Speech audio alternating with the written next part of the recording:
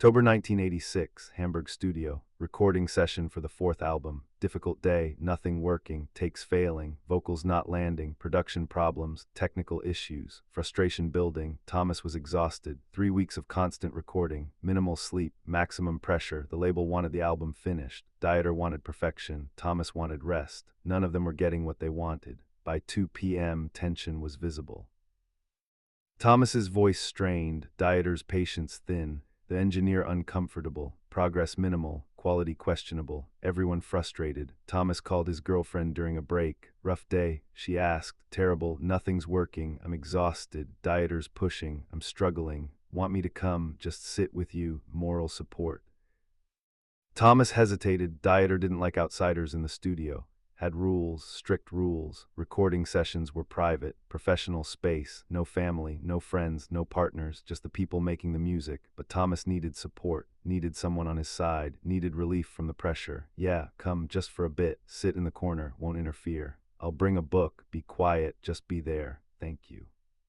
She arrived 30 minutes later, knocked softly. Thomas let her in. She carried a book, small bag, quiet presence. Hi, she whispered, not wanting to disturb. Thanks for coming, Thomas said, relief visible. Dieter looked up from the mixing board, saw her, expression unreadable, said nothing, just watched. She found a chair, far corner, away from equipment, away from the workspace, sat down, opened her book, silent, invisible almost, just presence, just support. The session resumed, Thomas back in the vocal booth, attempting the same verse they'd been struggling with all day. His girlfriend sat, reading, not watching, not listening actively. Just there, existing quietly in the same space, offering stability through presence. Take 12, better, not perfect, but better than the previous 11.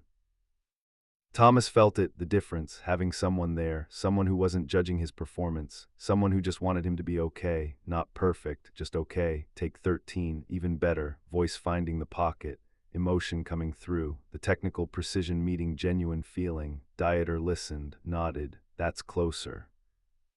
Again, Thomas sang, again, take 14, solid, professional, usable, good, moving to the bridge, progress, finally, after hours of struggle, something working. Thomas glanced through the booth glass. His girlfriend still reading, not even looking up, just present, just there, the support working exactly as intended. 15 minutes into her presence, Dieter stopped the recording. Thomas sighed, now, tone cold, final, not a request. Thomas removed his headphones, confused, something wrong. They just found momentum, just started making progress. Why stop now? He exited the booth. Dieter was already in the corridor, waiting, expression hard. Thomas joined him, door closed behind them, privacy, away from the engineer, away from her. What's wrong? Thomas asked. She needs to leave. Direct, no preamble. What? She's not interfering, she's just sitting there. I don't care, she needs to leave. Now, Dieter, she's just reading. She's not even, this is a professional space, recording studio, not a social club, not a waiting room, professional space, and she doesn't belong here. She's providing support. I'm having a terrible day. She's helping. By sitting in the corner, reading a book. That's helping. Yes, actually, it is. I'm singing better, you heard it. The last 3 takes were better than anything all day. That's coincidence, or you finally warmed up, not because your girlfriend is sitting there with a novel.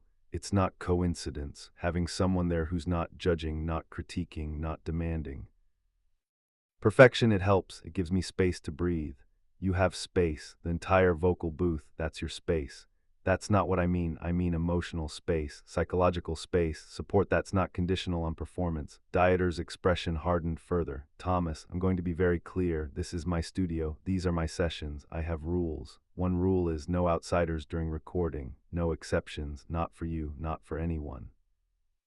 She's not interfering with anything. She's interfering with my concentration. She's interfering with the professional environment. She's interfering with the boundary between work and personal life. How? She's silent. She's in the corner. She's reading. Her presence is interference. This is recording. This requires focus, requires professional. Mindset requires separation from outside concerns. I can't work with civilians in the room. Civilians, she's my girlfriend. She's here for 30 minutes, for support. I don't care if she's the Queen of England. She doesn't belong in this studio during recording. Thomas felt anger rising. This is about control, not professionalism. It's about maintaining boundaries, about keeping workspace professional.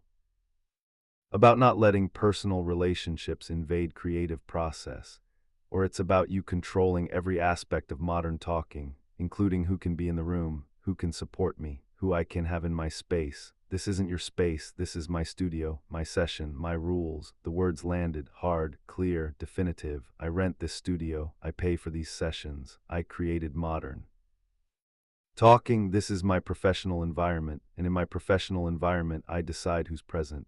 Thomas stared, processing, the hierarchy, the ownership, the power dynamic made explicit. So what are you saying? I'm saying she leaves, right now, or I leave, and the session ends, and the album gets delayed, and the label gets angry, and modern talking suffers. Your choice, ultimatum, clean, direct, binary. Thomas felt the trap. You're seriously giving me an ultimatum, her or you. I'm establishing a boundary, a professional boundary. You can accept it or not, but if she stays, I go. That's insane. That's my rule, my studio, my choice, and my girlfriend, my support system, my choice about who helps me through difficult days. Not in my studio. It isn't. Here I decide the environment, I decide who's present, I decide what's professional and what's not. This is about power, not boundaries. Call it what you want. The result is the same. She leaves or I leave. Choose, right now. 30 seconds of silence. Thomas's mind racing. Options, send her away. Bow to dieter's ultimatum. Prove that work controls everything. That career trumps relationship. That dieter's rules matter more than Thomas's needs. Or stand firm, let dieter leave, end the session, face label consequences, delay the album, damage modern talking, prove a point, but at what cost? He thought about his girlfriend inside, reading quietly, providing support through simple presence, not demanding anything, not interfering, just being there, being told she was the problem, that her existence in the space was unacceptable. What message did sending her away send? That she wasn't important, that work always won. That dieter's comfort mattered more than Thomas's needs, but letting dieter walk, ending the session, that had consequences, professional consequences, career consequences, financial consequences, the album timeline, the label expectations, the tour schedule, everything depended on finishing this recording. And dieter knew that, knew the leverage he had, knew Thomas couldn't really choose the other option. The ultimatum wasn't really a choice, it was a power play dressed as choice. 30 seconds is up, dieter said. What's it going to be? Thomas made the calculation, hated himself for it, but made it anyway. I'll ask her to leave, dieter nodded. Good choice, not good, necessary, forced, coerced, but dieter called it good. Thomas went back inside. His girlfriend looked up, saw his expression, knew. I need to go, she said, not a question, a statement, understanding already. I'm sorry, dieter has a rule about, I understand, professional space, I get it. She stood, gathered her book, her bag, no anger, no resentment, just acceptance, sad acceptance. I thought it might help, she said. It did. The last few takes were better because you were here, but not worth the fight. Thomas wanted to argue, wanted to say it was worth it, that she mattered more, that support mattered more, but he couldn't because he'd just chosen dieter's ultimatum, had just sent her away, had just proven it wasn't worth the fight. I'm sorry was all he could say. Don't be, I understand how this works. Career comes first. It has to. She kissed his cheek, left quietly, door closing softly behind her. Thomas stood, feeling empty, feeling compromised, feeling like he'd failed something important, but having chosen career, having chosen the path that kept modern talking functioning, having chosen dieter's rule over his own needs, dieter returned, ready to continue, calm.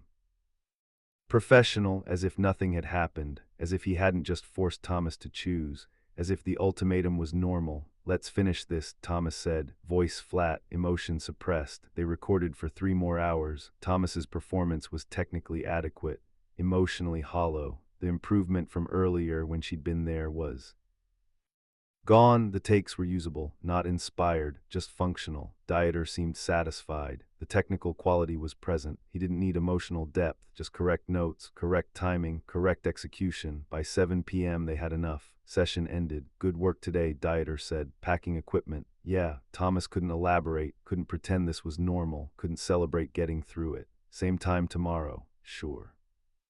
And Thomas, the rule about outsiders, it's not personal, it's professional, keeps boundaries clear.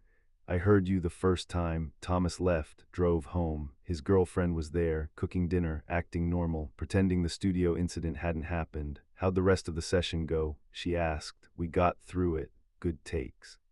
Adequate takes, that's something. They ate, conversation careful, both avoiding the elephant. Later, she spoke. I don't want to be a problem. You're not. Dieter thinks I am. Dieter thinks anything outside his control is a problem. Maybe he's right. Maybe I shouldn't have come. You helped until he made it an ultimatum. But the result is the same. I created a situation you had to choose in. He created it by not allowing support. But that's who he is, and you knew that. I shouldn't have come. Thomas heard the resignation, the internalization of blame that wasn't hers. Don't take responsibility for his control issues. I'm recognizing reality. Modern talking has rules. Your career requires working within those rules. The logic was sound, depressing, so I just accept that. Support can't be present during work. You accepted it today when you asked me to leave. True, painful. I didn't have a choice. You chose. I understand why, but don't pretend you didn't choose. They slept, uncomfortable, the incident between them. The next day, Thomas mentioned it to the band's keyboard player. During a break, Dieter kicked my girlfriend out yesterday, gave me an ultimatum, her or him. The keyboard player nodded. Yeah, he doesn't allow partners in the studio, has a strict rule. You knew about this. Everyone knows. He's always been like that. Professional space is sacred. No civilians allowed. But why? She wasn't interfering. Doesn't matter. It's about control, about maintaining his environment exactly how he wants it. No variables, no outsiders. Complete authority over the creative space.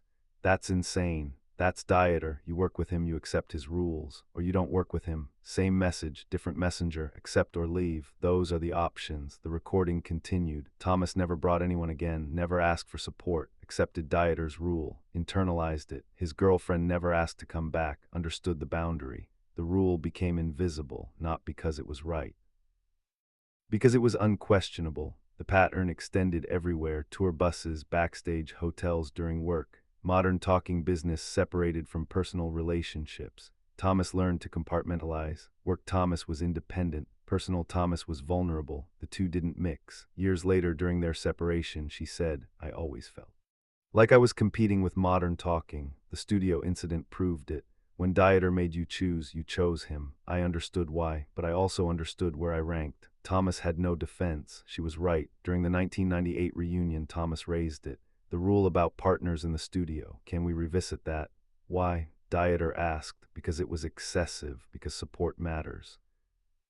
Because isolating personal relationships from professional work is unhealthy. It maintained boundaries, kept work professional. It maintained your control, kept me isolated, kept my support system away when I needed it. You agreed to it. You enforced it. You sent her away that day. Because you gave me an impossible ultimatum, her or you, career or relationship. That's not really a choice. It was exactly. Choice, you chose correctly for modern talking, but incorrectly for my relationship, for my well-being, for healthy boundaries. Dieter considered, you're right, the ultimatum was excessive. I could have allowed occasional visitors, occasional support, made exceptions for difficult days. Why didn't you? Control, you were right about that. I wanted complete control of the creative environment, didn't want variables, didn't want anything I couldn't manage.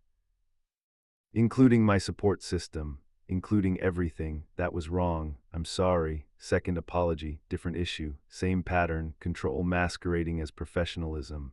This time, Thomas said, if I need support, if someone wants to visit, if my personal life intersects with work, that's allowed. No ultimatums, no forced. Choices, agreed, flexible boundaries, human boundaries, not control boundaries. The reunion followed that. Partners occasionally visited. Families sometimes stopped by. The studio wasn't a fortress. The recording remained professional. The difference, humanity was allowed. Presence wasn't treated as interference. The 2003 breakup happened for many reasons, but not because of isolation, not because support was forbidden. They'd learned that lesson. Fixed that particular dysfunction. In 2007, Thomas did an interview about work-life balance. Early in my career, I learned you can't completely separate personal and professional. Trying to create isolation, creates impossible choices. Modern talking had strict rules, too strict, took years to recognize the damage. Asked for specifics, October 1986, Hamburg. Studio, my girlfriend came for support. Dieter gave an ultimatum, she leaves or he leaves. I chose career, sent her away, lost something in the relationship. The choice was necessary for modern talking, destructive for everything else. Do you regret it? I regret the choice existed. That support was treated as interference, but given the ultimatum, probably make the same choice, which is exactly the problem. The October incident became emblematic. Not of a single event, of a pattern, of boundaries that isolated, of professional success purchased through personal compromise. The ultimatum established hierarchy, proved authority, demonstrated who controlled modern talking. The girlfriend left, the session continued. The rule was enforced, and Thomas's autonomy was compromised, proven secondary. October 1986, 2:30 p.m. She leaves or I leave, choose. 30 seconds between relationship and career, support and success. Thomas chose success and learned the cost, not just that day, but forever. The choice repeated in every relationship after. He'd proven what he'd choose. Work wins, career wins, personal needs lose. The ultimatum was delivered once. The choice repeated forever. That was the real cost, not her leaving. The internalized hierarchy, the normalized sacrifice, until isolation felt normal, until he forgot support was supposed to be allowed. October taught him, in 30 seconds, in one ultimatum, career success built on personal isolation is expensive loneliness. He just took years to actually learn it.